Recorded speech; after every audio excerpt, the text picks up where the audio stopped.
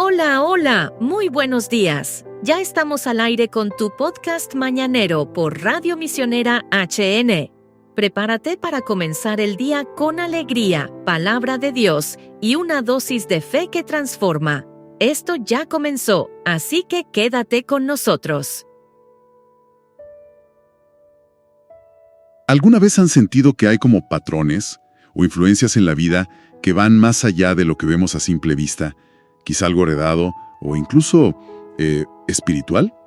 Hoy vamos a sumergirnos en un material, bastante fascinante, titulado Las ordenanzas inicuas de T.B. Joshua. Vamos a explorar un poco las interpretaciones que da sobre versículos clave de la Biblia, cómo compara las leyes espirituales con las físicas, también su visión sobre la brujería, la Wicca, y esta idea de cómo los fundamentos ancestrales podrían, afectarnos hoy. Sí, nuestro objetivo es como desempacar estas ideas, que a veces son complejas, ¿no?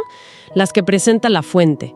Queremos entender la perspectiva del texto sobre la libertad espiritual, cómo superar esos patrones negativos y también cómo se conectan conceptos como la gracia, la responsabilidad de cada uno y esas influencias que podrían venir de generaciones pasadas. Vamos a analizar juntos los puntos clave de estos escritos. Perfecto. Empecemos por un pasaje que el texto marca como central. Colosenses 2, versículo 14. Ese que habla de anulando el acta de los decretos que había contra nosotros. Mucha gente lo interpreta como que se anuló la ley de Dios, así por completo. Ok, veamos cómo lo aborda esta fuente. Claro, la perspectiva aquí es que no se está refiriendo a la ley moral de Dios, esa que Salmos 19 describe como perfecta que convierte el alma, ¿recuerdas? Ajá. Tampoco sugiere que anule toda la ley ceremonial. La lectura que hace el texto es que el propósito de esa ley ceremonial era señalar a Cristo. Y una vez que Él cumplió su sacrificio, pues esa ley cesó. Como una sombra, ¿no? Que desaparece cuando llega el objeto real. Eso lo conecta con Colosenses 2, versículos 16 y 17. Entiendo. Entonces, si no fue la ley moral, ni toda la ceremonial, ¿qué fue exactamente lo que clavó en la cruz, según esta interpretación? Pues lo que propone la fuente es que fue el registro legal de nuestras deudas espirituales. O sea, nuestras transgresiones, nuestras fallas contra la ley moral de Dios. Ah, ok. Usa una analogía, fíjate, es interesante. Como una antigua lista pública de deudores, donde un benefactor podía ir, firmar y asumir la deuda de otro. Claro. En esta visión, Jesús, al morir, es como si hubiera tomado esa lista de nuestros pecados y la hubiera marcado, como pagado en su totalidad. ¡Qué imagen potente! Y lo que es fascinante aquí es la palabra griega original que se usa para acta o escritura. Es cheirografon. Cheirografon. ¿Sí? Según nos indica el material, Pablo la usa solo en este pasaje. Y significa literalmente un documento legal escrito a mano, como una fianza o una nota de deuda. Vaya. Esto conecta de forma muy directa con esa idea de una deuda espiritual cuya paga es muerte, como dice Romanos 6:23. Ahora, este perdón, insiste la fuente, se aplica a través de la fe y la rendición a Cristo. Pero ojo, viene con un llamado claro: vete y no peques más. No es solo borrón y cuenta nueva sin más. Interesante ese matiz. Y hablando de eso, el texto profundiza bastante en el concepto de gracia, ¿verdad? Le da una definición particular. Sí, exacto. No la ves simplemente como un favor inmerecido y ya está. La describe más bien como Cristo mismo viviendo en la persona, habitándola. Dándole poder. Justo, dándole el poder para obedecer y precisamente para no pecar más, como una capacitación interna. Cita pasajes como 1 Juan 3:3, que habla de purificarse a sí mismo. Esto sugiere que el creyente tiene un papel activo en este proceso, no es solo pasivo. O sea, no es solo recibir, sino también actuar en consecuencia. Exactamente. Y esto se conecta con la idea de que se espera que demos fruto espiritual. También con la advertencia de 1 Tesalonicenses 5:19. No apagues al espíritu. La palabra griega que se usa ahí, fíjate, significa extinguir, como apagar una llama. Y se relaciona con esa idea de Proverbios 20:27, que describe el espíritu humano como la lámpara de Jehová, que necesita la luz de Cristo, de la que habla Juan 1. Tiene lógica la conexión. Y además, la fuente hace algo interesante con 1 Corintios 3:15. Ese pasaje que dice, serás salvo, mas así como por fuego. Sí, ese es conocido. ¿Cómo lo interpreta? Son deficientes, comparadas a madera, heno o hojarasca, se salven automáticamente sin importar nada. Sostiene que el contexto habla de la obra de los maestros o líderes espirituales, cuya enseñanza está siendo probada. Si la enseñanza de un maestro, madera, heno, se quema, él sufre pérdida de recompensa, ¿se entiende? Ah, ok.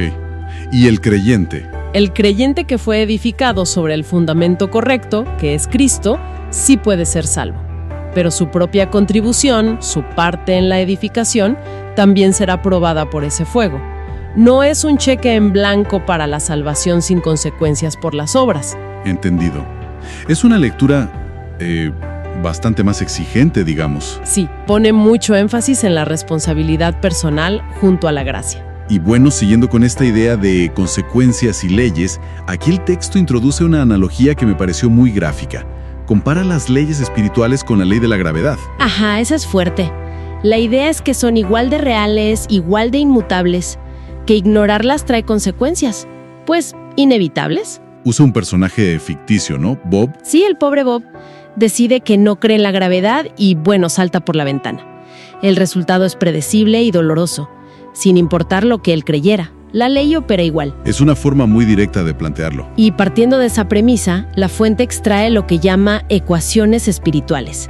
Principios basados en la Biblia que, según esta visión, funcionan con una lógica de causa y efecto en lo espiritual. ¿Cuáles destaca? Menciona 4 principales. Primero, la ley de la siembra y la cosecha. Se basa en Gálatas 6:7. Básicamente, lo que hacemos, bueno o malo, tiene consecuencias. Y la perspectiva aquí es que muchas veces son autoinfligidas, más que un castigo directo de Dios. Entiendo, como un resultado natural de nuestras acciones. Exacto. El segundo principio que resalta es que los resultados pueden tardar. Cita Eclesiastés 8, versículos 11 y 12. La justicia o las consecuencias no siempre son inmediatas. Y eso puede ser engañoso, ¿no? Claro, según el análisis, eso a veces lleva a la gente a pensar que pueden seguir haciendo lo incorrecto y no pasa nada. Pero la ecuación sigue ahí, digamos. Ok, el tercero. Tercero, el pecado por su propia naturaleza destruye. Conecta con Romanos 6:23. La paga del pecado es muerte. Aquí la fuente enfatiza mucho que las buenas obras por sí solas no pueden compensar el pecado. Se necesita sí o sí, desde esta perspectiva, el sacrificio de Cristo. No hay forma de ganarse el perdón solo con buenas acciones. Esa es la idea que presenta. Y el cuarto principio es el poder transformador de la justicia, entendida como rectitud, como obediencia a los caminos de Dios. Cita Malaquías 3 e Isaías 32 para argumentar que vivir según los principios divinos en esta visión trae paz y seguridad duraderas. Es el otro lado de la moneda, por así decirlo.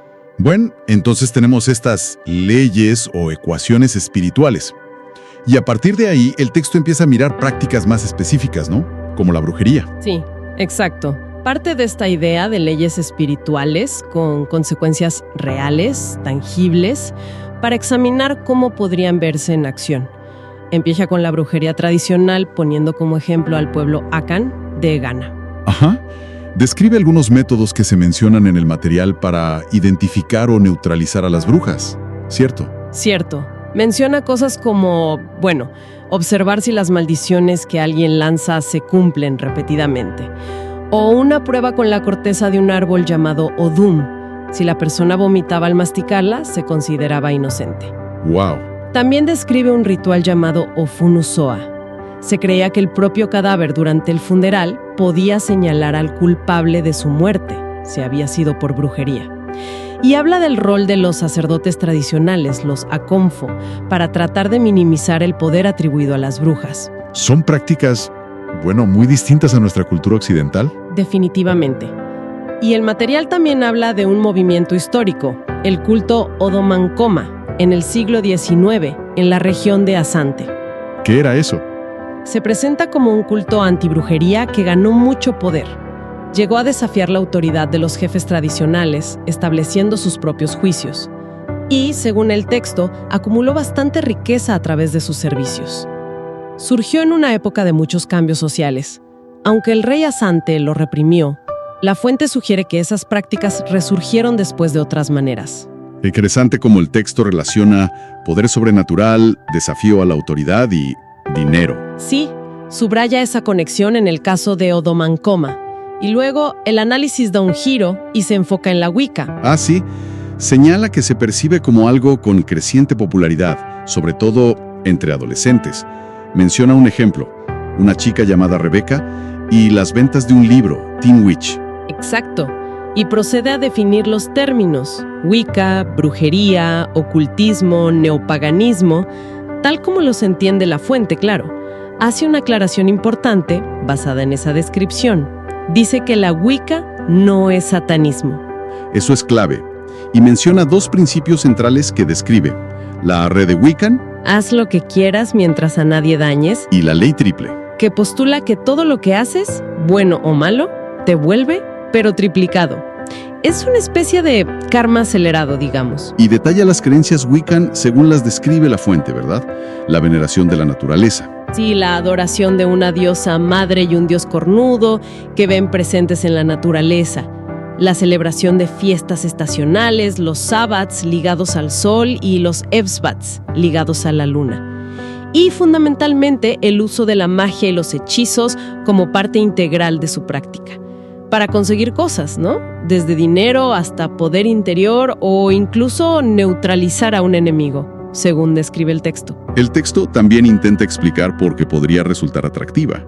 Menciona el empoderamiento femenino. Ajá, a veces ligado a un supuesto mito de una antigua sociedad matriarcal. También la percepción de que te da control espiritual sobre tu vida. El enfoca en la ecología también. Sí, y esa filosofía de fondo de hazlo a tu manera, que el texto interpreta como una falta de reglas morales absolutas. Sin embargo, después de describir todo esto, el material incluye una advertencia fuerte, ¿no?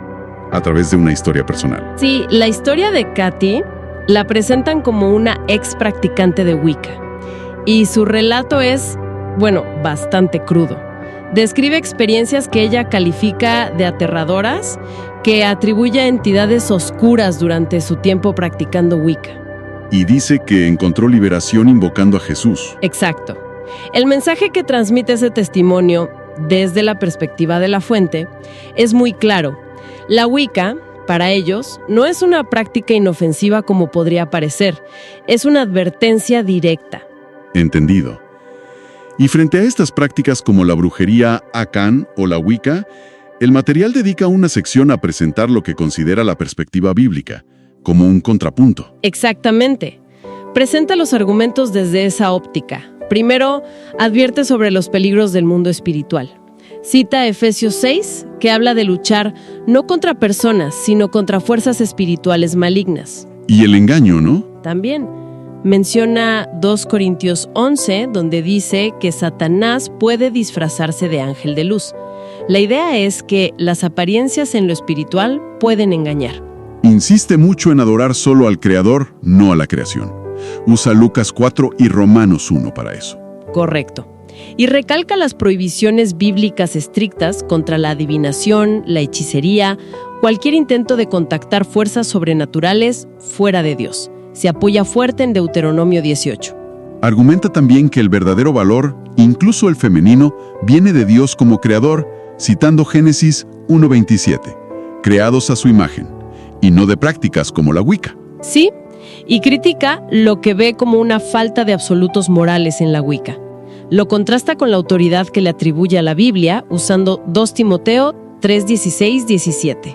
Y el punto central que repite: la salvación es exclusivamente a través de Cristo, Juan 14:6, no por automejoramiento ni buenas obras solas. Ese es el eje de la perspectiva bíblica que presenta el texto como respuesta. Ok. Después de ver estas prácticas externas, el análisis se vuelve como hacia adentro, ¿no?